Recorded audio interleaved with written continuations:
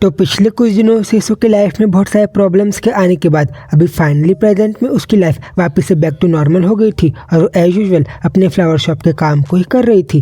और फिर जब उस काम को ख़त्म करने के बाद अपने होटल वाले जॉब में काम करने के लिए जाती है तब उसको पता चलता है कि ये बिजनेस तो अब एग्जिस्ट ही नहीं करता और यहाँ के जो ओनर थे वो लोग जल्दी से इस पूरी बिल्डिंग को ही सेल करने वाले। अब वो लोग इसको यहाँ पे ज़्यादा टाइम के लिए काम पे नहीं रख पाएंगे और वो उसको तो इस जॉब को छोड़ना पड़ेगा। जिन चीज़ों को सुनने के बाद तो वो जाते जाते कंफ्यूज भी थी कि भला कि ओनर के लाइफ में भले ऐसी क्या सिचुएशन आ गई कि उनको अपने बिजनेस को सेल करना पड़ रहा है। सही में मैं तो खुद कंफ्यूज हूँ कि क्या वो ठीक है कि नहीं, क्योंकि भला उनको अचानक से वो ऐसी वूमेन तो नहीं थी जो कि अपनी चीज़ को सेल करे, तब भला अचानक से अपने बिजनेस को क्यों सेल कर रही। मैं तो खुद उनके लाइफ की प्रॉब्लम को लेकर कंफ्यूज ही हूँ। बट जब वो आगे बढ़ रही थी तब साइड से उन्हें कोई आके कहता है कि वेल मैम आप यहाँ पे काम करती हो ना। तो हाँ, यहाँ के जो ओनर थे उन्होंने मुझसे कहा था कि क्योंकि वो आपको एकदम अचानक से जॉब से निकाल रहे, मैं आपको उनके दिए गए हुए ये कुछ पैसे दे दूँ। जिस चीज़ को सुनने के बाद तो वो कंफ्यूज थी कि वॉट, अब भला वो इस चीज़ को एक्सेप्ट करे या फिर नहीं। बट अगर वो चीज़ को एक्सेप्ट नहीं करेगी तो ये डिसीजन उसका बहुत ज़्यादा एक फुली डिसीजन होगा, क्योंकि अभी तो फिलहाल के लिए किसी के पास उसके लाइफ में कुछ ज़्यादा पैसे नहीं है। बट तभी वो अपने मन की सुनती है और उस पैसे को लेने से मना कर देती है, ये कहती है कि सॉरी बट मैं आपके दिए गए इस पैसे को एक्सेप्ट नहीं कर पाऊंगी। वो मन में कही थी कि वेल हाँ, मुझे पता है कि ये डिसीजन कुछ ज़्यादा अच्छा नहीं है, बट हाँ मैंने अपने हार्ट की सुन के मैं इस पैसे को एक्सेप्ट नहीं कर पाई। जिसके बाद तो साइड में जाके वो अंकल कहते भी कॉल में किसी से, वेल सर अब मैं क्या करूँ, क्योंकि ये जो थी इसने तो ये मैम ने इस पैसे को लेने से ही मना कर दिया। और फिर तभी से मन में हमें पता चलता है कि उसने पैसे को लेने से मना इसलिए किया क्योंकि उसे ऐसा लगा था कि इस एनवेलप के अंदर के जो पैसे थे उन सब का वेट तो टायर ने जो उसको बचाने के लिए जो बहुत ज़्यादा इंजरीज ली थी, अपने आप के बहुत ज़्यादा स्कार्स पड़वा दिए थे, उसे भी कहीं ज़्यादा है। इसलिए भला वो टायर के मुकाबले भले इस पैसे को कैसे एक्सेप्ट करती। जिसके बाद फिर इन सब चीज़ों को ख़त्म करने के बाद वो वापस अपने फ्लावर शॉप में काम करने के लिए जाती है। वो कंफ्यूज भी थी कि अब जब उसके पास पैसे नहीं है और उसके पास अब कैश की थोड़ी सी शॉर्टेज भी है, तब भला वो कैसे नए काम को करने के लिए ढूंढेगी, क्योंकि उसका एक काम तो उसके हाथ से चले ही गया है। बट तभी उस काम को करते हुए उसे तो अपनी और तहर का एक पास का मोमेंट याद आता है, जब कैसे एक दो दिन पहले ही टहनिसो को उसके घर में बहुत टाइट से हक करके रख लिया था। तब उसे कह रहा था कि हिसू प्लीज़ तुम इस बात को एक बार और कहो ना प्लीज़ अगेन। तब वो कहती कि हाँ तहर ठीक है, लेट्स लिव टुगेदर और हमें साथ में रहना चाहिए। वो कहते हैं कि अगेन फिर से कहो ठीक है तह लेट्स लिव टुगेदर और हमें साथ में रहना चाहिए। वो तो कहती भी उसे बस तह मैं ब्रीथ नहीं कर पा रही, इसे तुम्हें मुझे थोड़ा सा काम डाउन करने देना चाहिए। वो तो कहता है कि हाँ ये सब ठीक है बट प्लीज़ मोर तुम एक और बार कहो ना। वो कहती है कि तह मैंने तुमसे कितनी बार कह तो दिया, तब क्या तुम इन चीज़ों से सेटिस्फाई नहीं हो।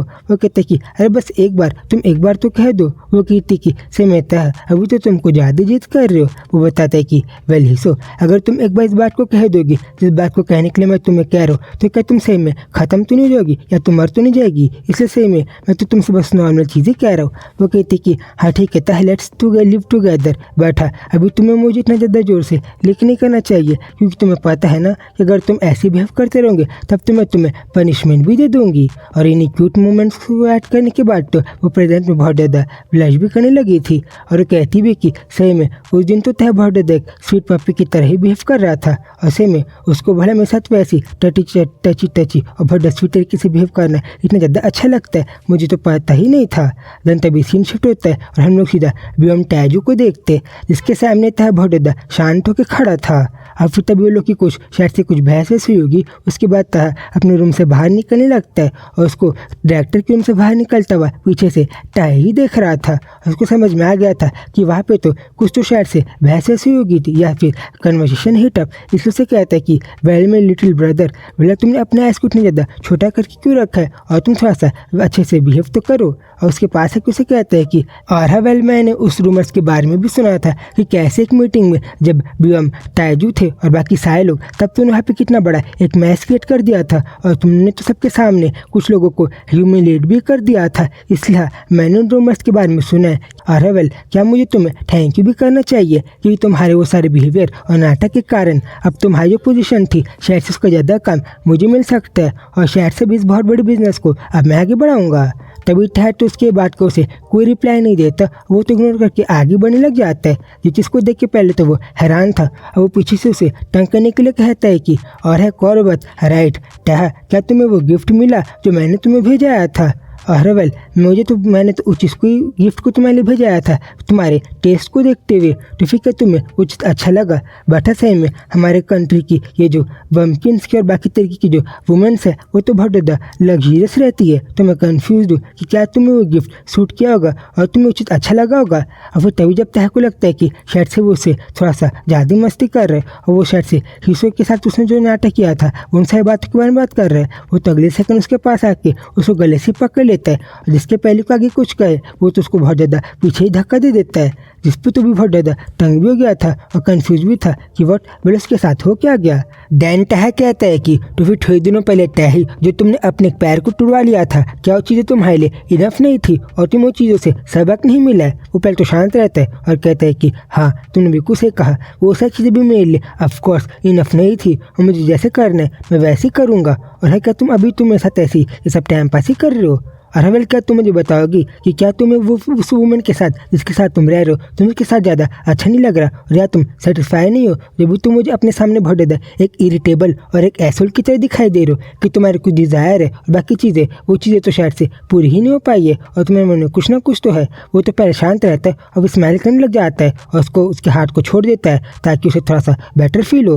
और फिर अगले सेकेंड उसे कहता है कि हाँ तुमने बिल्कुल से कहा, अभी मुझे तो बिल्कुल बैड फील नहीं हो रहा। और हवेल, मैं तुम्हें बता दूं कि ये फीलिंग जब मैं हमारे एक दूसरे डॉक्टर को एक मदर कह के बुला रहा हूँ वो फीलिंग भी मुझे अच्छी लग रही है, इसलिए हाँ थैंक्स और थैंक्स टू यू। अब मैंने फाइनली उन चीज़ों के बारे में डिसाइड कर लिया जिनके बारे में कंफ्यूज था और मैं पूरा श्योर हूँ कि भले मुझे मेरी लाइफ में आगे क्या करना है, मुझे मेरी लाइफ में कैसे आगे बढ़ना है। और फिर इसी बात को कह के कि ठीक है तो तुमने कहा ना कि वो सब चीज़ें इनफ नहीं थी, तो फिर तुम चिंता मत करो, मैं तुम्हें बताऊंगा कि भले असली इनफ क्या होता है। मुझे जो तुम्हारे साथ आगे करना था, मुझे मेरी लाइफ में जैसे भी आगे बढ़ना था, मैंने उन चीज़ों को तो अभी स्टार्ट ही नहीं किया, इसलिए बस तुम देखते जाओ कि मैं आगे आगे क्या करता हूँ।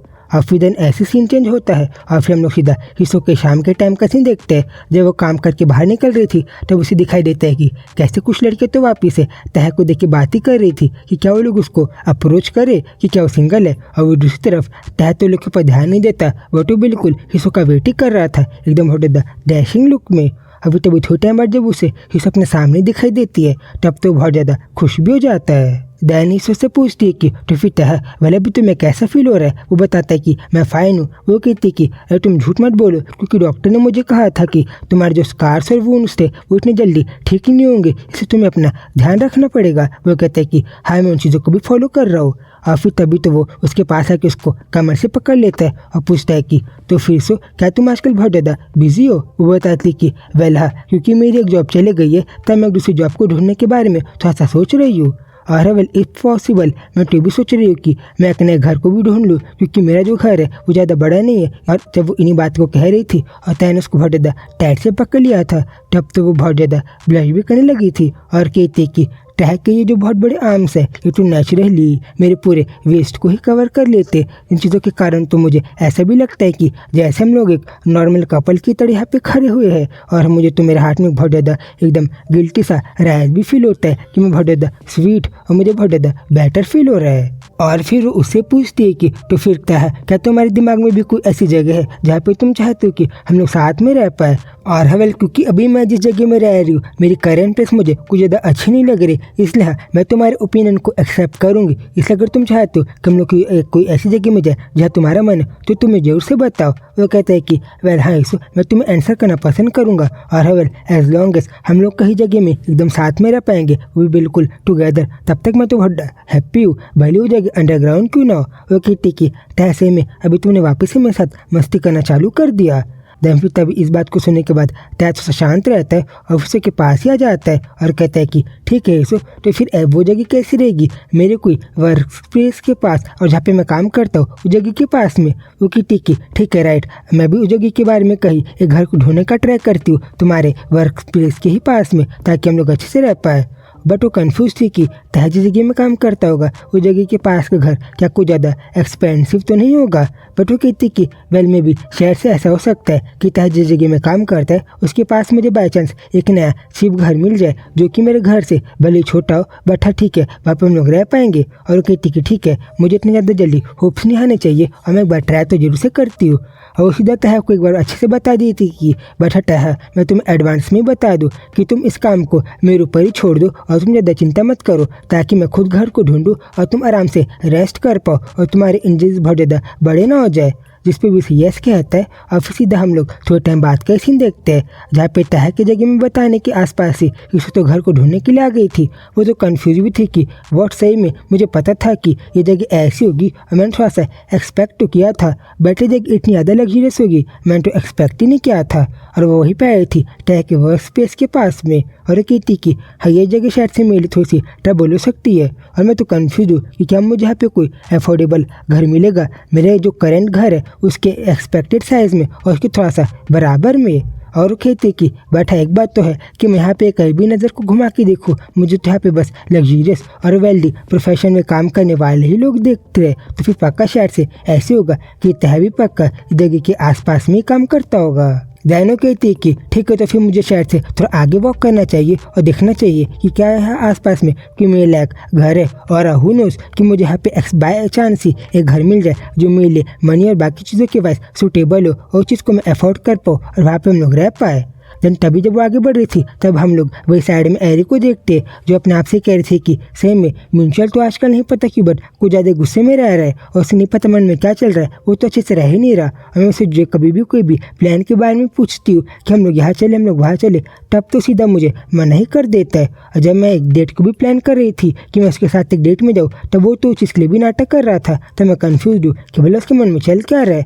अभी जब उन्हीं बात को कहते हुए शहर से एक बिल्डिंग के बाहर निकल रही थी तब हमें उस बिल्डिंग के पास ही इसो गुजरते हुए दिखती है।